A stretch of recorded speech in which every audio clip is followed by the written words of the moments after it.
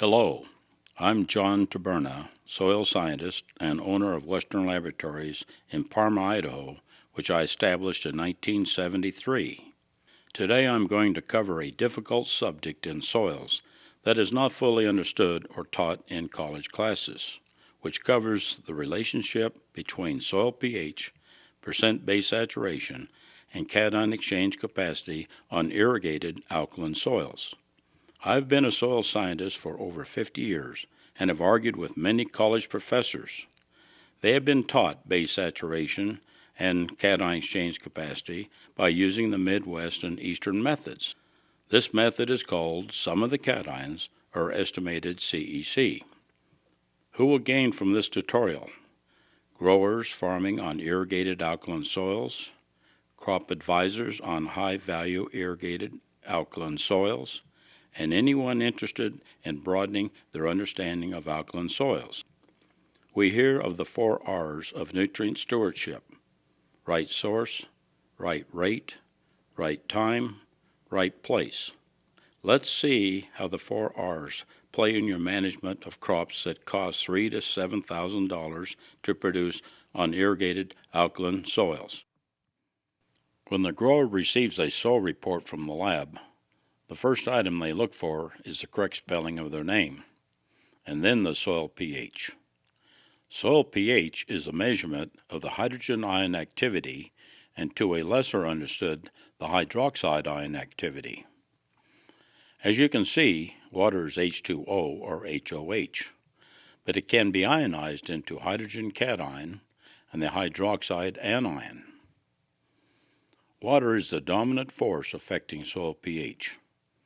Acids from organic matter breakdown, exudates from plant roots, fertilizers, and microorganisms all contribute to soil pH.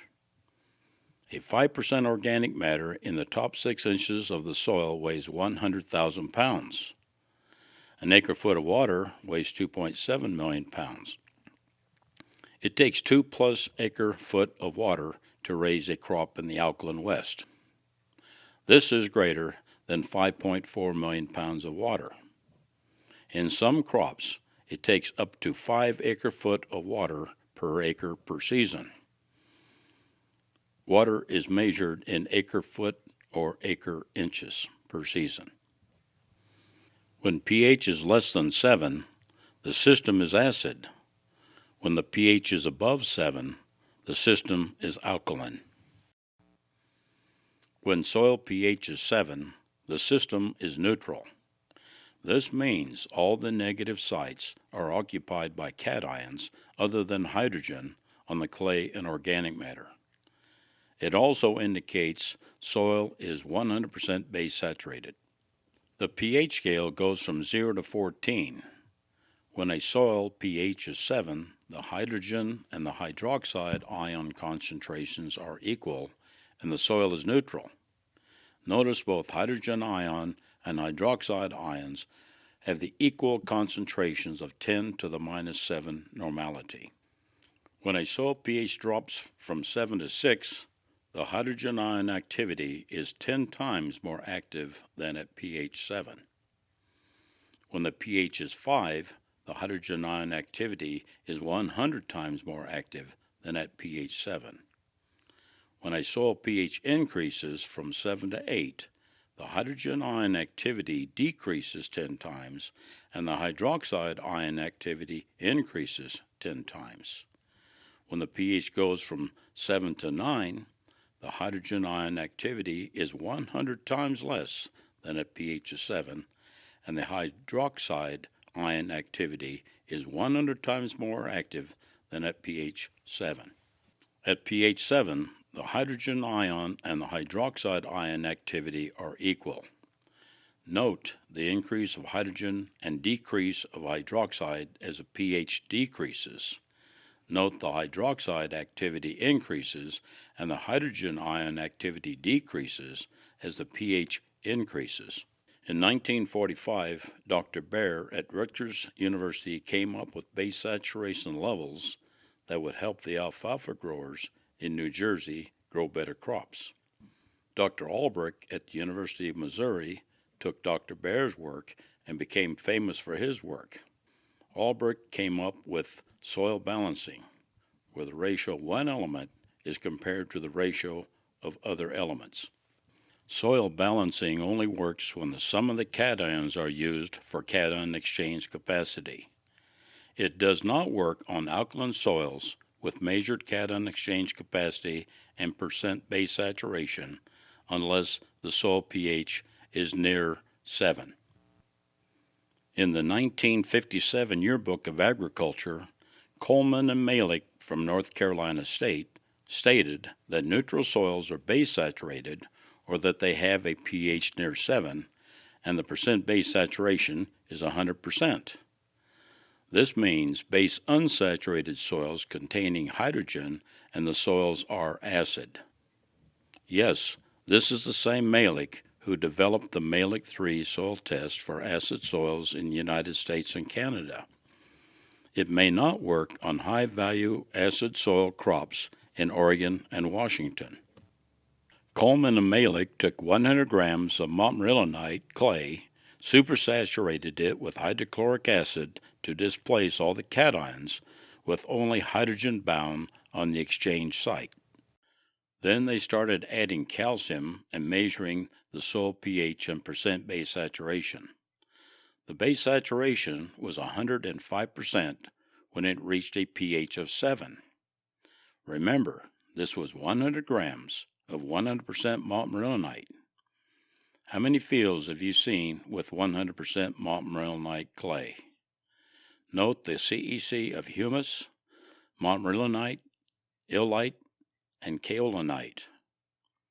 The highest CEC I have ever measured was in the mid-40s in Central California. I drew a red line indicating the normal pH and the percent base saturation when cation exchange capacity is measured and not calculated. When soils contain no clay and very little humus, the base saturation can be in the hundreds before reaching a pH of 8.4. This shows the strength of cations fighting for position to be held on the surface of clay and humus in alkaline soils. Calcium and magnesium are divalent cations and are held much tighter by clay and humus than potassium, ammonium, sodium, or hydrogen. Why don't I say organic matter? Organic matter possesses no negative charge until it is broken down to humus by bacteria and fungi. With calculated, estimated CEC, the base saturation will never exceed 100%. Think of pH, the percent base saturation, and CEC as a reservoir. The CEC represents how much water or nutrients it can hold. If the pH is 7, the percent base saturation is 100%, it means the reservoir is full. If the pH is below 7, then the percent base saturation is less than 100. If a reservoir is 70% full, it has 30% air, which would be the hydrogen ions in this example. If the reservoir is greater than full, there's a spillway, and the excess water will overflow. This is alkaline soils. Cation exchange capacity is reported as milliequivalents per 100 grams of soil by adding the milliequivalents of calcium plus the milliequivalents of magnesium plus the milliequivalents of potassium plus the milliequivalents of sodium to equal sum of the cations. Some labs report total bases, total cation exchange, or other configurations that will still be sum of the cation calculations. Cation exchange capacity is reported as milliequivalents per 100 grams. CEC is the measurement of the negative sites of clays and humus, which is also known as the exchange sites for positively charged cations. This is an example of the reports most labs in the United States use. The CEC is calculated by adding milliequivalents of calcium, magnesium, potassium, and sodium. The base saturation will seldom exceed 100% by using this method. For hydrogen, The labs use a range of 1.2 to 1.5% hydrogen for every 1/10 point below the pH of 7. Since there are 10 points between 7 and 6, the hydrogen percentage of base saturation would range from 12 to 15%. This means the other cations will total 85 to 88%. Note the pH are all above 7, and if you calculate the percent base saturation, they will all equal 100%. Coleman and Malik stated that a neutral soil is base saturated. This means all the negative sites on the clays and humus are occupied by cations other than hydrogen. What these labs are saying is when a reservoir is full, there is no need for a spillway because the reservoir can only hold 100% water. When a soil is neutral, it is 100% base saturated, and as the pH goes above 7, now spills into the soil solution or precipitates.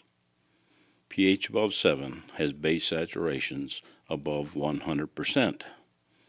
What happens to applied ammonium and potassium on these soils when applied in the fall?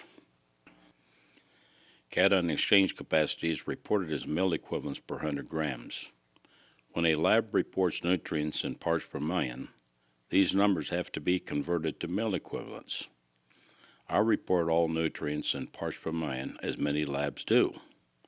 This makes it easier to multiply by factor to get a rough idea of pounds that are potentially extractable cations in the soil.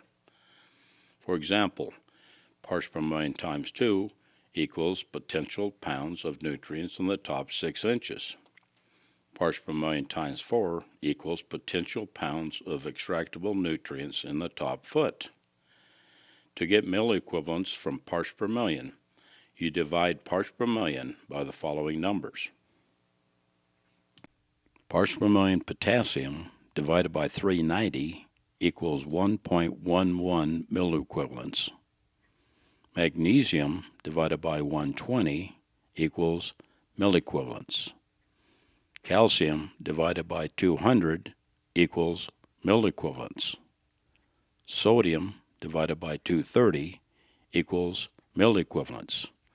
Add the mill equivalents and you get 20.58, which becomes cation exchange capacity.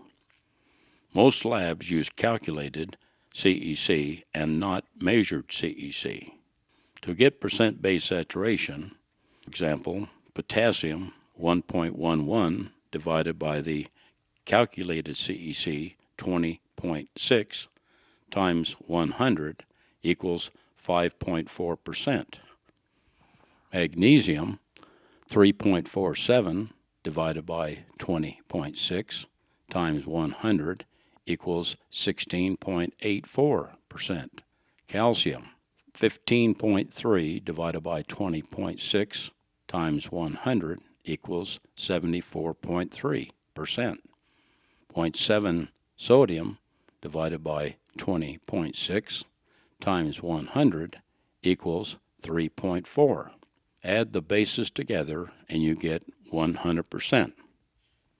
With this method, the reservoir is always full with no spillway. What is the fate of fall-applied ammonium and potassium on this alkaline soil? This short course proceedings was published in 1985 by Washington State University for fruit growers in Washington. In this proceedings, Dr. Bob Stevens tested soils in the Wenatchee, Washington area. Note the pH and base saturations. If you add the sum of the cations, the only soil that will be close is a soil with a pH of 7.2. I am going to illustrate the shortcomings of calculating cation exchange capacity and percent base saturation on alkaline soils. All the CECs on this report were measured, not calculated. The first row has a pH of 4.3 and a CEC of over 18. If you take 100 minus 45% base saturation, you have 55% hydrogen. If you take the pH of 9.2 with a percent base saturation of 285% and subtract 100, you have 185% more bases than the negative sites on the clays an organic matter can retain. On the left is Dr. Stevens' cation exchange capacity and percent base saturation. On the right is the calculated sum of the cations to get CEC. There are many prophets of Dr. Albrecht stating they can balance your soil. However, this only works on acid soils, and then again, it may not be economical. How are you going to balance the soil on the left using the bare Albrecht ideal ranges? Again, what happens to ammonium and potassium fertilizer applied in the fall on these soils? Are there any exchange sites for these elements, ammonium and potassium, to be retained? The answer is probably not. The clays and humus are not holding the majority of the potassium in the soil. A major problem with alkaline soils in the West is sodium. Percent sodium of CEC on the Western Laboratories reports are the same as ESP, which means estimated sodium percentage. Note the measured sodium is 10% of CEC and the calculated sodium is 4% of CEC. If you look at the crop tolerance for percent sodium of CEC, over 1/2 of the crops in the first column would be somewhat yield limiting using some of the cations. The measured percent sodium eliminates all the crops in the first column and most of the crops in the second column except cotton. How much bitter pit disorder do you think some of these blocks may suffer when trying to raise Honeycrisp apples? This is a soil report that Western Laboratories tested for furrow-irrigated onions. The Treasure Valley is a major onion producer, and approximately 60% of the onions are under drip irrigation. This grower was requesting yields on furrow-irrigated ground that we normally get under drip irrigation. The fertilizer recommendations for the same yield goal under sprinkler and drip irrigation would be considerably less than reported on this report. The cation exchange capacity is 12 and the percent base saturation is 271%. Now look at this report where the CEC is determined by sum of the cations. The CEC is 32.6% and the percent base saturation is 100. This shows the difference between measured cation exchange capacity on the left and the calculated sum of the cations on the right. Note the difference in the percent sodium, ESP, on both reports. It appears this field would be best planted to alfalfa and other crops that are more sodium tolerant. The crop advisor became concerned with this soil report and the amount of fertilizer he would have to apply. We concluded that there was enough nutrients in the soil to get an established stand. It is common practice to side dress 3 times on furrow-irrigated onions in this valley. Once the crop is established, we can determine a potential yield goal and modify the fertilizer according to that potential yield goal. This is how the field looked the next spring. If the soil can only hold 100% cations and the base saturation cannot exceed 100%, then where did these salts come from? We had more snowfall than normal as well as a wet spring. Note he has gone to alternate row irrigation, and it appears this is his second irrigation. The onion seed was planted 4 1/8 inches apart. This field is a disaster. The emergence is uneven, and the number of leaves are also uneven. No fertilizer was applied on this crop, and his yield was substantially less than his cost of production. This is a close-up. Notice the salt accumulation is greater on the left furrow. On the right, you can see salts on the surface, but that furrow has not been irrigated. Once the base saturation exceeds 100%, All the cations, especially ammonium and potassium, can move with the wetting front. In this field, every time this grower irrigates, the conditions got worse. Under drip irrigation, we can drive the salts to the outside past the onion bulb. Under sprinkler irrigation, we can drive the salts down far enough so the plant can function. Western laboratories test many soils in the eastern United States. This client in Virginia wanted a quick turnaround, so they sent the sample to Rutgers Soil Testing Laboratory. Notice the pH, 7.52, moderately alkaline soil. Now go to the bottom of the report where it states estimated cation exchange capacity and basic cation saturation. Cation exchange capacity cannot be calculated for samples with a pH greater than 7. I rest my case. It's now time for jury decision. Is your soil testing laboratory measuring cation exchange capacity on alkaline soils, or just using the sum of the cations? If not, why not? You may not be getting the best information for nutrient management. Is measured cation exchange capacity being taught in colleges on alkaline soils and the fate of nutrients losses in these soils other than nitrates? Should right CEC be added to the 4 R's of nutrient stewardship? There are alkaline soils in the irrigated West that are being acidified by clean water and fertilizers. Jim Burr of Oregon State and I came up with the term chemacidic soils in the mid-1970s. I will discuss these soils in an upcoming tutorial, so stay tuned. These will be on my Vimeo and YouTube channels.